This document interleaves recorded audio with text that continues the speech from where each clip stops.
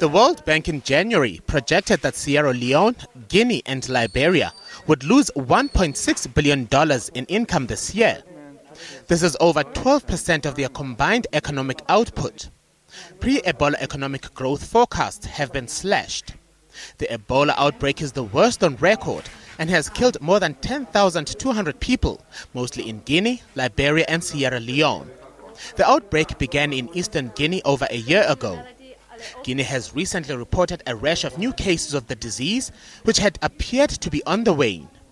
An official from Health for All Coalition says the three countries were condemned from the very beginning. By the time Ebola struck in Kailam, in Guinea, in Liberia, the government and the citizenry were weak, were not prepared, do not have the resources, do not have the personnel.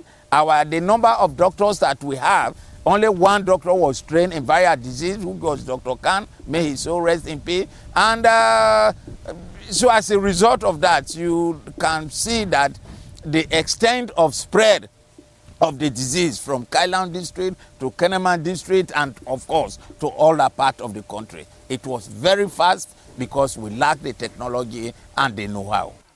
In Liberia, the government had hoped to declare the country ebola-free next month, 42 days after the last patient tested negative for a second time. But the country recently reported its first case in weeks, in a setback to the country.